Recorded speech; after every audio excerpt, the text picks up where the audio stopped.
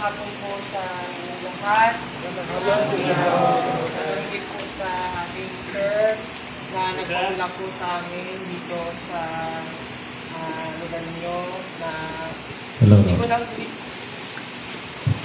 hindi ako nakaramdam ng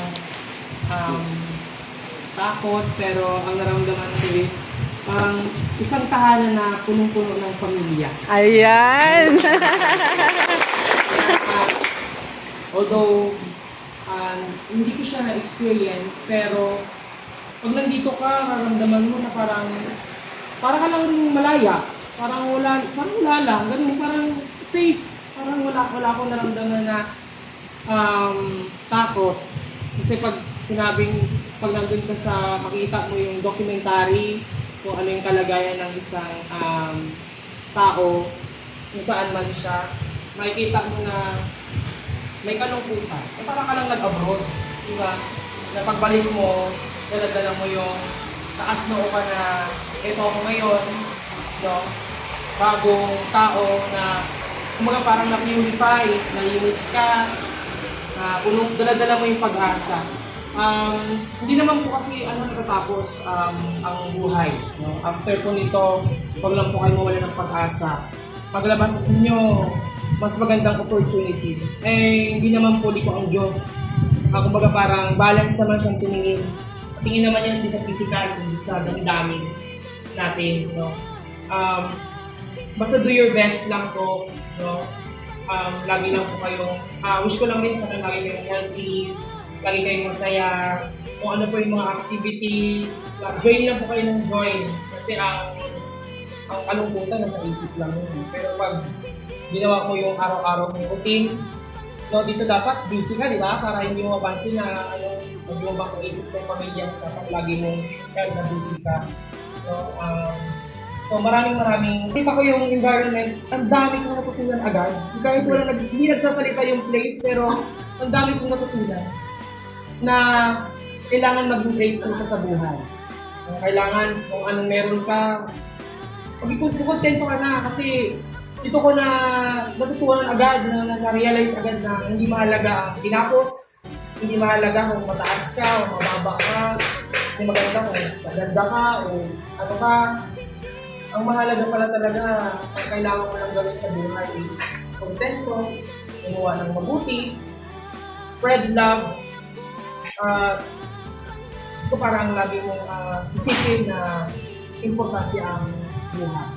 Pero ako po ay proud sa inyong lahat sapagkat sa inyong mga mata, ramdam na ramdam ko yung sincere ang pagtanggap mo sa amin dito.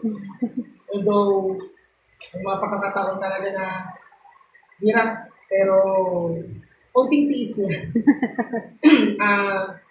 Basta lagi lang po tayo wag mawalan ng pag-asa. After naman po dito, maraming trabaho, at maraming naghihintay sa pinamahal natin sa buhay, lalo na yung mga anak natin. Isipin lang po natin nasa abroad tayo, or nasa COVID pandemic tayo. Pero lagi lang po kayong maging masaya. Lagi pong lumapit kay God. Yan po yung isa sa pinakamahalaga. Huwag niyo pong isipin, lagi po natin ipag-pray yung mga mahal natin sa buhay na sa labas. No? Pag-pray natin sila na maging malusog sila, yung mga anak natin makatapos, no? maging abogado, maging doktor, maging pulis, para pagdating ng araw, proud pa rin tayo. Kasi gusto ko lang din po i-share, kasi proud din ako. Kahapon lang, ang pinapangarap kong trabaho ay natupad na. Kasama ko po kasi si Mami sa school, sa Caminawit National High School. Siya po yung masipag ko na AO. Ako po naman ay aspirant kahapon. Na ako po ay talagang pangarap ko po kasi talagang maging guro.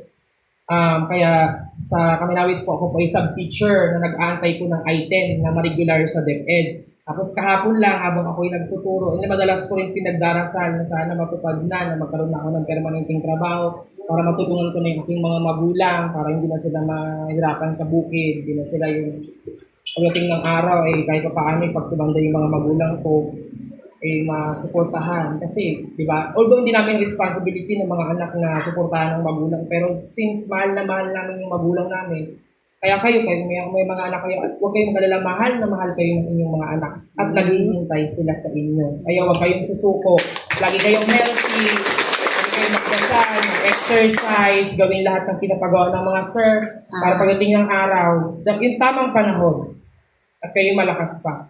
Man lang sa mayakap niyo sila ulit, na magkaroon ulit ng magandang at magkaroon ulit ng magandang Pasko. Hindi lang yung sila na yung nadalaw, hindi kayo na yung nadalaw or malaya na kayong huli.